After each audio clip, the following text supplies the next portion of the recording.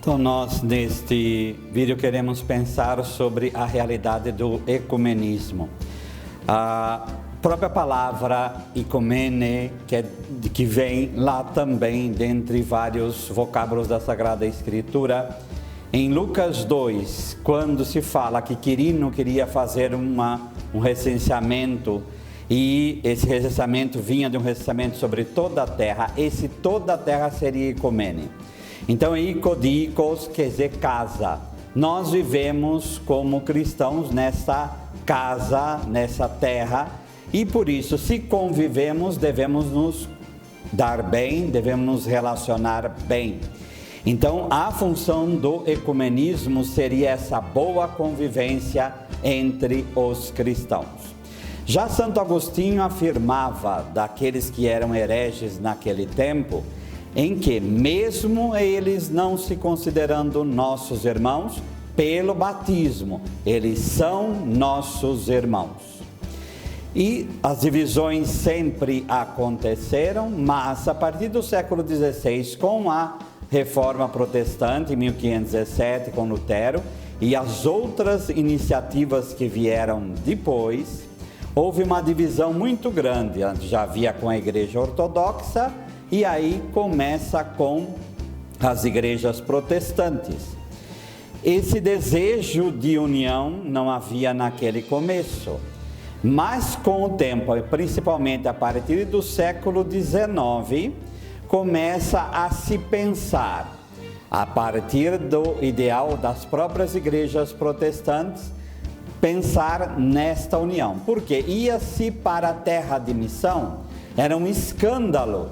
Como que pode, se um fala que Jesus é assim, outro fala que Jesus é de outro modo, quem está com a verdade? Então o evangelho parecia dividido em terras, principalmente de missão, e a palavra de Deus não podia ser pregada de forma plena numa divisão como essa. Então, dentro da Igreja Católica começa também a surgir um ideal de um movimento ecumênico, de diálogo com as outras correntes cristãs, para que caminhássemos para esta unidade. Então, o Concílio Vaticano II, com a Unitatis et Integratio, mostra como deve ser essa unidade. E é esses pontos que agora vamos levantar para caracterizar o que é o ecumenismo a partir do pensamento da Igreja Católica Apostólica Romana. Existe um diretório sobre o ecumenismo e do Conselho Pontifício da Unidade dos Cristãos de 1993. E a definição de ecumenismo é: o movimento ecumênico é uma graça de Deus concedida pelo Pai em resposta à oração de Jesus, que todos sejam um, tá? In pantis en orsim. E as súplicas da igreja inspiradas pelo Espírito Santo. Então a igreja lê que o movimento ecumênico é uma vontade de Deus. O seu campo específico é o relacionamento da unidade entre cristãos. Então, não existe ecumenismo com quem não é cristão. O ecumenismo, por sua natureza própria, é entre batizados. Orientado no quadro da missão geral da igreja, que é congregar a humanidade em Cristo.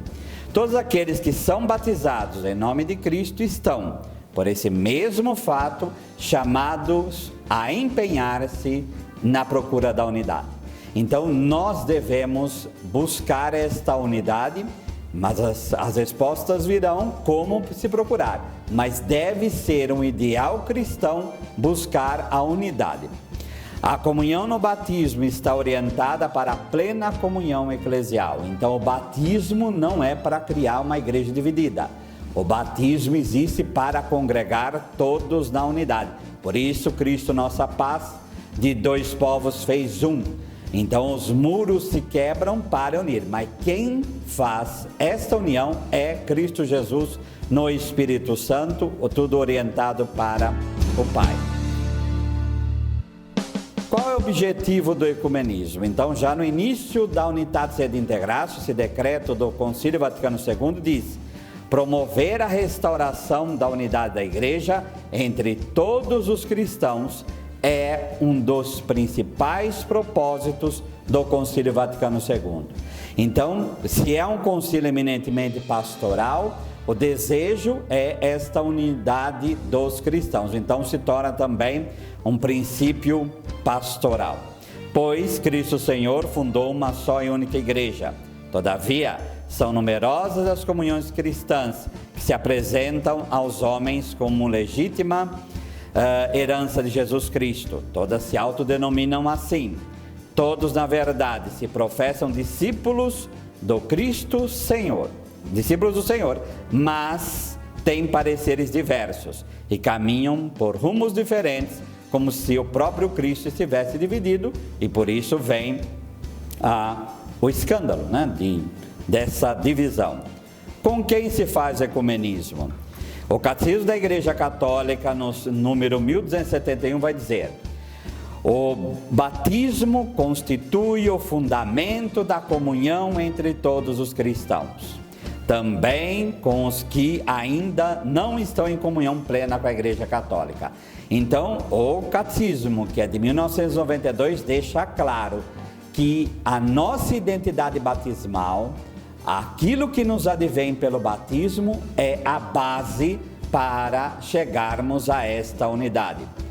Com efeito, aqueles que creem em Cristo e foram validamente batizados, acham-se em certa comunhão, embora não perfeita, com a Igreja Católica.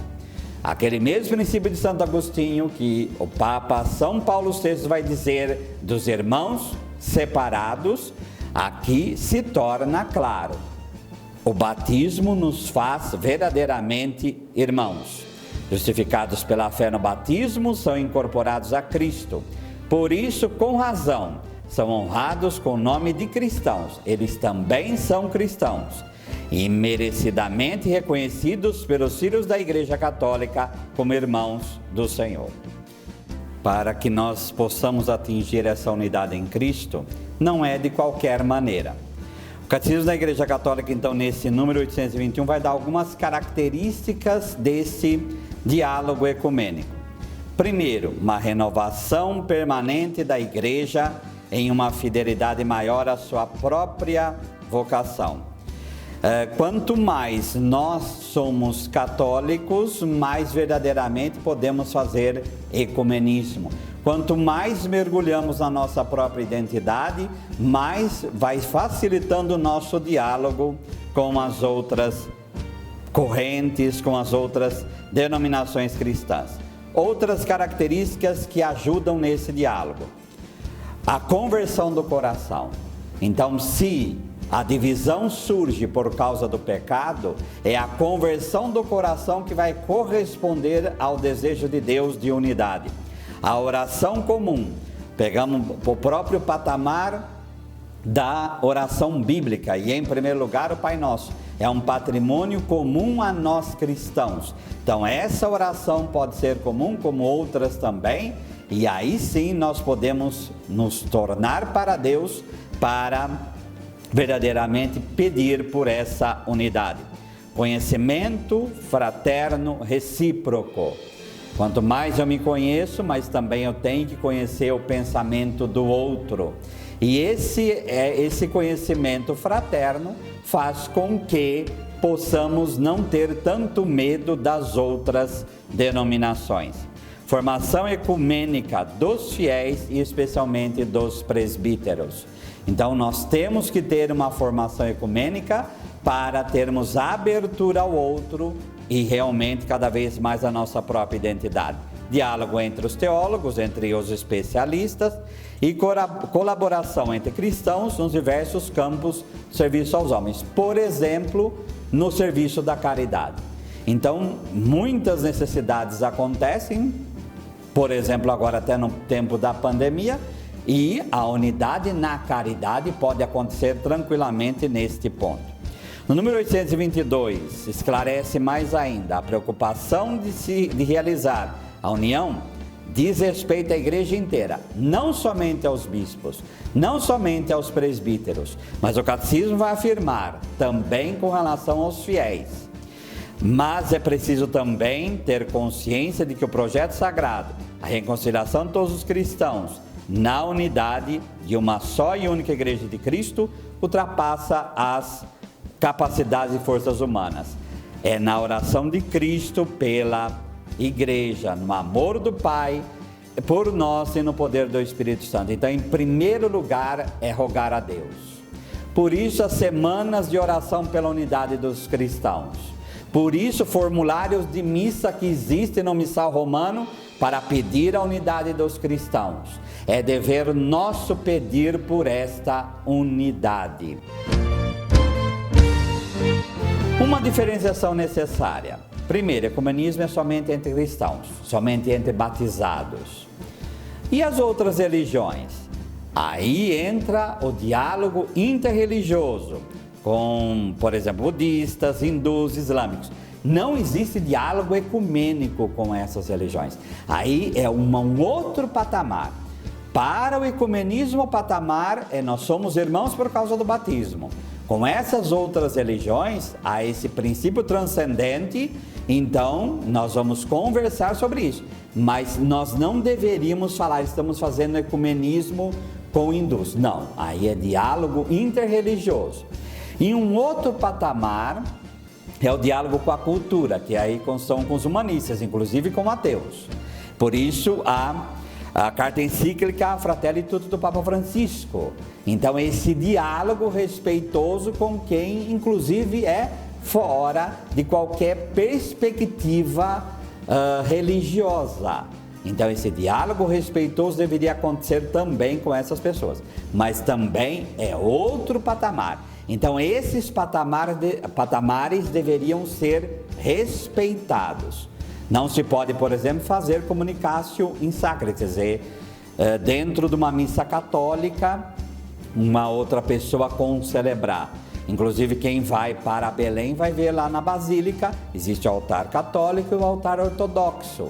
Porque enquanto não há unidade plena, não se pode ter Eucaristia no mesmo altar. Então, esse exemplo deveria iluminar a nossa prática. E, finalmente, a caminhada ecumênica hoje, como é? A encíclica Utiunus Sint, de 1995, no número 3, e aí encerramos, com o Concílio Vaticano II, a Igreja Católica empenhou-se de modo irreversível. Então, não há como voltar atrás na caminhada ecumênica. A percorrer o caminho da demanda ecumênica, ficando assim à escuta do Espírito Senhor, que ensina a leitura atenta dos sinais dos tempos. Essa é a nossa missão, é isto também a perspectiva católica que nós somos chamados a seguir. O Senhor nos abençoe, nos livre de todo mal e nos conduz à vida eterna. Amém.